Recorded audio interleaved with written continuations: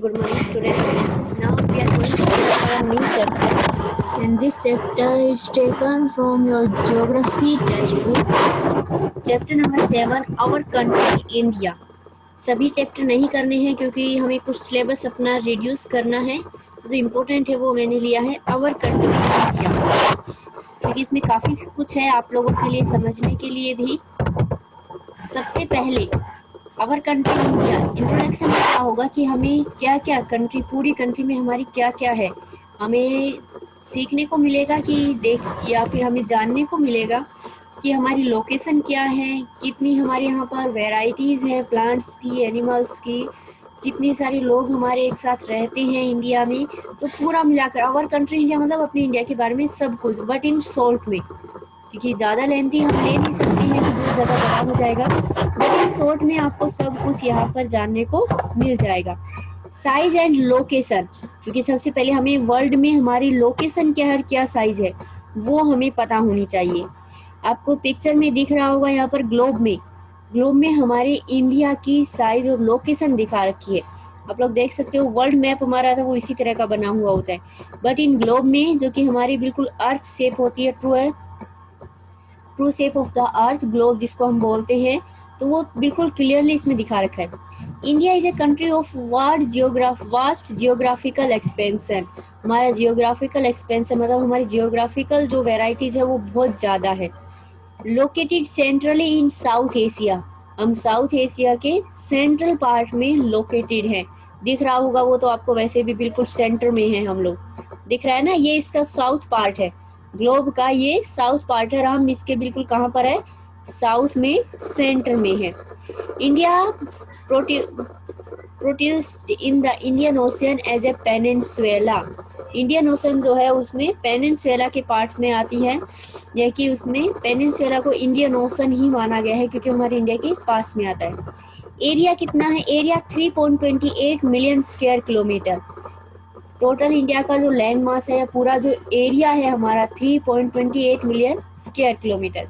The north south extension, north से south की जो डिफरेंस है, यानी कि नॉर्थ मतलब जम्मू कश्मीर से लेकर साउथ में कन्याकुमारी तक हमारा जो एक्सटेंशन है, दूरी कितनी है, 3200 kilometre. And east to west, यानी कि गुजरात से लेकर अरुणाचल प्रदेश तक हमारा जो डिस्टेंस है बीच का वो कितना है, 2900 किलोमीटर। जियोग्राफिकल लोकेशन कैसी है, in the north it is bounded by the Lofty Himalayas. North में हमारा कैसा है, हिमालयन माउंटेन है पूरा, सबको पता है नॉर्थ में हमारा हिमालयन माउंटेन से कवर है। The Arabian sea in the west part में अरेबियन सी है। The bay of Bengal in the east, और ईस्ट पार्ट में बे ऑफ बंगाल है।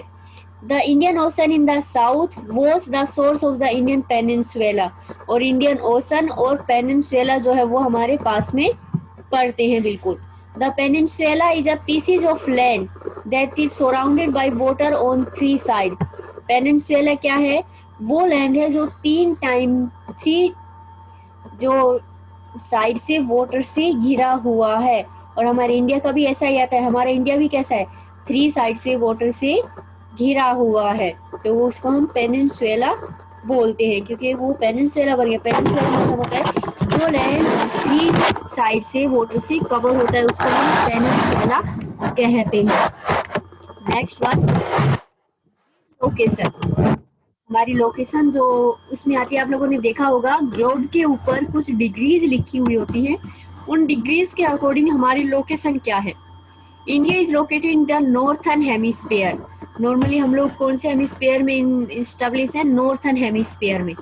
The tropic of cancer 23 degree 30 minute north passes almost halfway through the country। Topic of cancer आप हमें पता है, जब भी हम मैप खरीदते हैं तो मैप में बीचों बीच एक लाइन आती है, वही हमारी ट्रॉपिक ऑफ कैंसर है, जो कि इंडिया को बिल्कुल ऑलमोस्ट 2 पार्ट्स में डिवाइड करती है, और उसकी डिग्री कितनी होती है, 23.5 degree north. From south to north mainland of India extend between 8 degree 4 minute north and 37 degree 6 minute north latitudes। इसमें लिखा हुआ भी है, देखो ऊपर जम्मू कश्मीर के पास 37 degree 6 minute north latitude, and नीचे श्रीलंका के पास 88 डिग्री 4 मिनट नॉर्थ लैटिट्यूड। ये हमारे डिग्री है, ग्लोब के ऊपर कुछ डिग्रीज लिखी हुई होती है, उन डिग्रीज के बीच में हमारा इंडिया लोकेटेड होता है। From west to east India extend between 68 degree 7 east and 97 degree 25 east longitude. ये देखो यहाँ पर राजस्थान के पास ऊपर लिखा हुआ है 68 degree 7 east longitude, and Arunachal Pradesh के पास 97 डिग्री 25 ईस्ट लॉन्गिट्यूड। इनसे क्या होता है कि किसी भी कंट्री की लोकेशन पता लगती है कि वर्ल्ड में या ग्लोब पर उसकी लोकेशन कहाँ पर है। ये पता करने के लिए इन डिग्री का पता होना हमें जरूरी होता है, तो ये लोकेशन के लिए होती है। अ लैंड ऑफ डाइवर्सिटीज, सबको पता है डाइवर्सिटी मतलब लोगों का अलग अलग होना एक दूसरे से, तो इसी तरह से हमारा लैंड जो है वो डाइवर्सिटीज से है, क्योंकि कहीं पर बहुत बर्फ पड़ती है, ऊपर से लगा लो डेजर्ट एरिया दिखा रखा है, फिर माउंटेन एरिया दिखा रखा है, बर्फ वाला एरिया दिखा रखा है, ग्रीनरी दिखा रखी है कि प्लेन एरिया है एग्रीकल्चर के लिए, अलग अलग कल्चरल है, अलग अलग रिलीजियन है हमारे देश में, कितने सारे रिलीजन के लोग हैं, मंदिर मस्जिद चर्च गुरुद्वारा सब कुछ, लोगों के अलग अलग डांस त्योहार फेस्टिवल सब कुछ अलग अलग है। इट मीन्स हमारे देश में बहुत ज्यादा डाइवर्सिटी पाई जाती है एक लैंड के ऊपर। The lofty mountains, the great Indian desert, the northern plains, and the uneven plateau surface, and the coast and island present a diversity और landform. Landform में किस तरह से diversities आएगी? माउंटेन्स भी पाए जाते हैं, डेजर्ट भी है, प्लेन एरिया भी है, उसके अलावा प्लेट्यू भी पाए जाते हैं, कोस्टल एरिया भी है और आइलैंड भी है। यानी कि इतनी ज्यादा वैरायटी सिर्फ लैंड फॉर्म में है कि लैंड जो बने हुए अलग अलग फॉर्म में उनमें भी इतनी ज्यादा वैरायटीज है।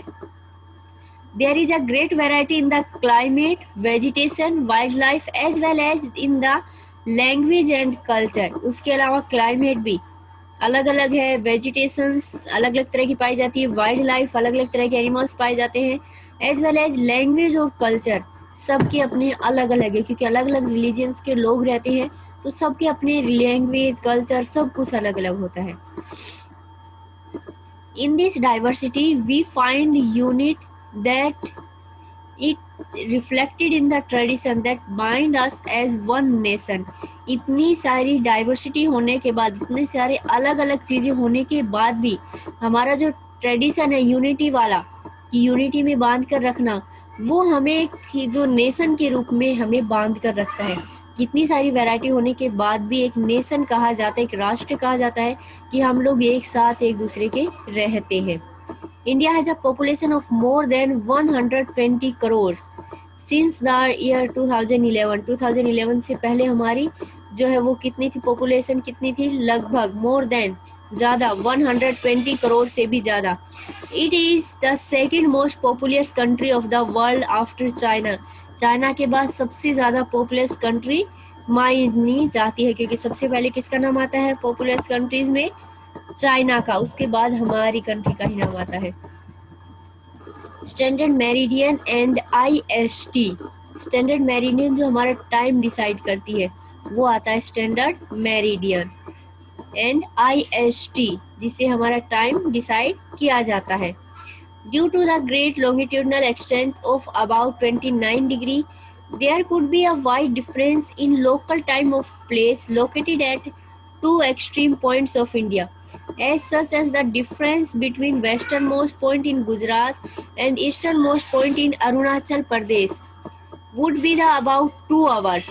इन दोनों में जो डिफरेंस है कि हमारे जो डिग्रीज का जो एक्सटेंशन है उसके अकॉर्डिंग हमारा इन दोनों प्लेसेस में जो डिफरेंस है कि वेस्टर्न पार्ट गुजरात और अरुणाचल प्रदेश में सनराइज का जो टाइम है उसमें 2 आवर्स का डिफरेंस है, कि अरुणाचल प्रदेश में 2 घंटे पहले सनराइज होता है और गुजरात में 2 घंटे के बाद सनराइज होता है। फॉर एग्जाम्पल अगर हम मानकर चले कि अरुणाचल प्रदेश में अगर सुबह 7 बजे सनराइज हुआ है तो गुजरात में वो हमें 9 बजे दिखेगा। सनराइज का जो टाइम है वो चेंज, क्योंकि हमारी अर्थ जो है वो रोटेट हो रही है, तो उसकी वजह से ये सनराइज का जो टाइम है उसमें डिफरेंस आ जाता है। We know that the local time change by 4 minutes for every 1 degree of longitude. हमारी जो अर्थ रोटेट होती है उसके अकॉर्डिंग हर 4 यानी कि हर 1 डिग्री पर 4 मिनट जो है टाइम लगते हैं। इनके अर्थ को 1 डिग्री से दूसरी डिग्री पर जाने यानी कि 1 डिग्री से लेकर 2 डिग्री तक जाने में 4 मिनट का टाइम लगता है।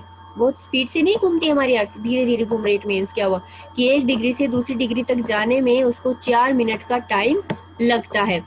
Therefore, Arunachal Pradesh see the sunrise 2 hour earlier to Gujarat. इसलिए सनराइज का जो टाइम है वो 2 घंटे यानी कि पहले हमें अरुणाचल प्रदेश में दिखेगा, 2 घंटे के बाद हमें गुजरात में। क्योंकि जब वो घूम कर जाती है, हमारी अर्थ जो मूव करती है, जब वो घूम कर जाती है तो 1 डिग्री कितने में, 4 मिनट में तो वो घूमेगी। और जब उस सन के सामने गुजरात आएगा, अरुणाचल प्रदेश से घूमते घूमते जब गुजरात आएगा तब तक 2 घंटे हो चुके होंगे। The local time of the longitude of 82 degree 30 east has been taken as the Indian Standard Time. The meridian of longitude is also termed as the standard meridian of India. 82 degree 30 minute ये जो है हमारी longitudinal extent है जो कि standard time हमारा दिखाती है। इसके अकॉर्डिंग पूरी कंट्री में टाइम सेट किया जाता है, जो कि यहाँ पर एक क्लॉक है जिससे ये डिसाइड किया जाता है कि टाइम किस हिसाब से चलेगा। Large countries which stretch extensively from east to west do not have a single standard time for the whole country. The USA and Canada have 7 and 6 time zone respectively. हमारी country में सिर्फ एक single standard time zone है पूरी country के लिए, कि वही टाइम डिसाइड करेगा कि पूरी कंट्री में क्या टाइम है, जबकि यूएसए और कनाडा में 7 और 6 टाइम जोन्स है, यानी कि 7 और 6 टाइम जोन्स है जिसके अकॉर्डिंग डिसाइड किया जाता है कि टाइम कितना सेट करना, जबकि इंडिया में सिर्फ एक ही है। नेक्स्ट वन, ये कुछ टाइम सेट के लिए दिखाया गया है जो हमने अभी अभी देखा गुजरात और अरुणाचल प्रदेश में सनराइज का, कि 1 डिग्री 4 मिनट तो 29 डिग्री पर आता है, तो कितने हो गए 160 मिनट्स। इट मीन्स क्या हुआ 2 आवर्स का डिफरेंस होगा। नीचे पिक्चर में दिखाया गया गुजरात और अरुणाचल प्रदेश, सनराइज का difference is 2 hours. GMT time हमारा जो डिसाइड किया है, बीचों बीच एक लाइन दी गई है IST, longitudinal 82 degree and half east, ये हमारा टाइम डिसाइड करती है। ठीक है, ये पूरी कंट्री में टाइम किसके अकॉर्डिंग डिसाइड होगा। इंडियाज नेबर्स, इंडियाज के जो नेबर है, नेबरिंग जो कंट्रीज है उसके बारे में, there are 7 countries that share land boundaries with India. 7 countries है जो हमारे साथ अपनी लैंड बाउंड्रीज शेयर करती है। Across the sea to the south lies our island neighbours Sri Lanka, Maldives. इसके अलावा कुछ नेबरिंग कंट्रीज है जो हमारी आइलैंड नेबरिंग कंट्रीज है, इसके मतलब आइलैंड्स जो होते हैं वो भी है, जिसमें श्रीलंका और मालदीव आती है। Sri Lanka is separated from India by the पाक स्ट्रेट। एक पाक स्ट्रेट एक लाइन है जिसके अकॉर्डिंग श्रीलंका को इंडिया से अलग करती है। ये हमारे कुछ नेबरिंग कंट्रीज के नाम दिए गए हैं मैप में, देखिए ऊपर से अफगानिस्तान, पाकिस्तान, इंडिया, नेपाल, भूटान, म्यांमार, बांग्लादेश, श्रीलंका, नीचे मालदीव भी आया है जो हमारे आइलैंड जो है वो उसमें कंट्रीज हैं। इनमें बॉर्डरिंग स्टेट, नेबरिंग कंट्रीज और उसके बॉर्डरिंग स्टेट, इसका मतलब क्या हुआ कि उन कंट्रीज के साथ हमारे कौन से स्टेट लगते हैं। जैसे अफगानिस्तान के साथ जम्मू और कश्मीर का लगता है, चाइना के साथ जम्मू कश्मीर, हिमाचल प्रदेश, उत्तराखंड, सिक्किम एंड अरुणाचल प्रदेश, इन स्टेट की बाउंड्रीज हमारी चाइना के साथ लगती है। बांग्लादेश के साथ West Bengal, Mizoram, Meghalaya, Tripura and Assam. Bhutan, West Bengal, Sikkim, Arunachal Pradesh and Assam. वैसे नीचे म्यांमार, नेपाल और पाकिस्तान की भी दी गई है जिनके साथ हमारे स्टेट्स की बाउंड्रीज लगती है। Political and administrative divisions. For administrative purpose, the country is divided into 29 states and 7 union territories. अगर हम एडमिनिस्ट्रेटिव पर्पज की बात करें तो हमारी कंट्रीज को 29 स्टेट्स और 7 यूनियन टेरिटरीज में डिवाइड किया गया है। बट अभी थोड़ा सा इसमें चेंजेस हो गया है, यहाँ पर 29 स्टेट्स तो ठीक है, बट उसमें 8 यूनियन टेरिटरीज हो गई है, क्योंकि एक यूनियन टेरिटरी बच गई है ना, जम्मू कश्मीर को जो इसमें जो है वो शामिल कर लिया गया है, तो उसमें एक यूनियन टेरिटरी बनाया है उन्होंने एक पार्ट को। एक तो कश्मीर का पार्ट, एक लद्दाख का पार्ट है, और लद्दाख को यूनियन टेरिटरी बना दिया है। तो यहाँ पर 29 स्टेट एंड 8 यूनियन टेरिटरीज हो गई हैं। Telangana became the 29th state of India on 2nd June 2014. It was previously a part of Andhra Pradesh. जो हमारा 29th स्टेट जो बना है वो तेलंगाना है, आंध्र प्रदेश में से अलग से निकाल के बनाया गया है, जो कि 2 जून 2014 को बनाया गया था, क्योंकि ये लैंग्वेज बेस के ऊपर इसको डिवाइड किया गया है। Delhi is the national capital, Delhi हमारी नेशनल कैपिटल है। The states have been formed mainly on the basis of language. हमारे मेनली जो स्टेट जो डिवाइड किए गए हैं, स्टेट जो फॉर्मेट किए गए हैं, वो लैंग्वेज के ऊपर है। आप लोगों ने देखा भी होगा कि हमारे जितने भी स्टेट्स हैं, जैसे गुजरात में गुजराती लैंग्वेज, राजस्थान में राजस्थानी लैंग्वेज, तो लैंग्वेज के ऊपर हमारे स्टेट्स को बनाया गया है। Rajasthan is the largest state and Goa is the smallest state in term of area. अगर हम एरिया के अकॉर्डिंग बात करें तो राजस्थान सबसे बड़ा स्टेट है और गोवा सबसे छोटा स्टेट है। The states are further divide into districts, उसके बाद स्टेट्स को डिस्ट्रिक्ट्स में भी डिवाइड किया जाता है।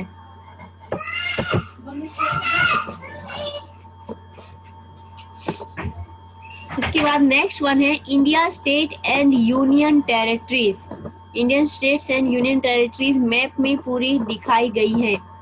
जम्मू कश्मीर, हिमाचल प्रदेश और उनके साथ उनके कैपिटल्स के नाम भी दिए गए हैं। ये मैप आपके इंफॉर्मेशन के लिए काफी अच्छा है। फिजिकल डिविजन्स,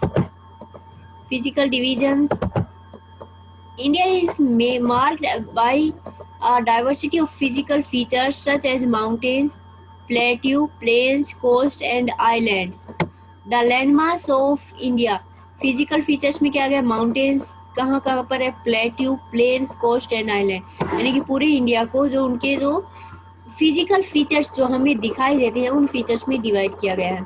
सबसे पहले हिमालयन माउंटेन्स आता है, नॉर्थ में आता है, फिर नॉर्थन प्लेन आता है, पेनिनसुलर्स, प्लेट्यूज आते हैं, Indian desert, coastal plain area and island.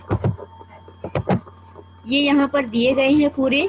सबसे पहले हिमालयन माउंटेन पिक्चर में दिखाया गया है बिल्कुल क्लियरली। ऊपर जम्मू कश्मीर, चाइना, अरुणाचल प्रदेश, यहाँ पर हिमालयन माउंटेन्स का पार्ट है।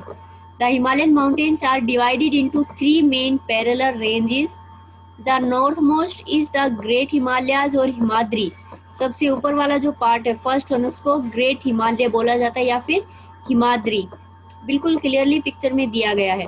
The world's highest peak are located in this range, और वर्ल्ड की जो सबसे ऊंची ऊंची जो चोटियां होती हैं वो यहीं पर पाई जाती हैं। मिडिल हिमालय और Himachal lies to the south of the Himadri. उसके बाद नेक्स्ट जो सेकंड पार्ट आता है मिडिल हिमालय, या फिर उसको हिमाचल बोला जाता है। Many popular hill station are situated near, जितने भी हमारे हिल स्टेशन है वो यहीं पर पाई जाती है। नेक्स्ट वन आता है the Shivalik is the southern most range. Shivalik जो सबसे थर्ड लाइन है, थर्ड पार्ट दिया गया है, ये शिवालिक है जिसकी सबसे कम हाइट होती है। द नॉर्थन प्लेन एरिया, जिसमें एग्रीकल्चर वर्क सबसे ज्यादा किया जाता है, ये हमारा नॉर्थन प्लेन एरिया है। The northern Indian plains lies to the south of the Himalayas, हमारे हिमालय के साउथ में, क्योंकि ऊपर हिमालय आ गया था सेकंड फर्स्ट पिक्चर में, अभी सेकंड में क्या गया है, हिमालय से नीचे हमारा नॉर्थन प्लेन है। They are generally level and flat, ये बिल्कुल फ्लैट होता है। These are formed by the alluvial deposit land laid down by the rivers, the Indus, the Ganga and the Brahmaputra and their tributaries. ये जो है वो किससे बना है, गंगा, इंडस और ब्रह्मपुत्र रिवर्स के थ्रू जितना भी जो मिट्टी लाई जाती है उस मिट्टी से पूरा एरिया बना है। These rivers plains provide fertile land for cultivation, cultivation के लिए अच्छा लैंड अवेलेबल करवाती हैं।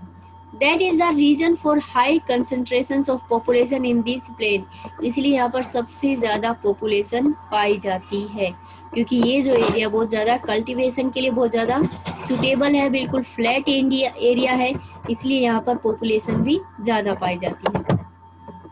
डेजर्ट एरिया सबको पता है, राजस्थान में मेन हमारा नाम आता है, कुछ पार्ट गुजरात का भी आता है। In the western part of the India lies the great Indian desert.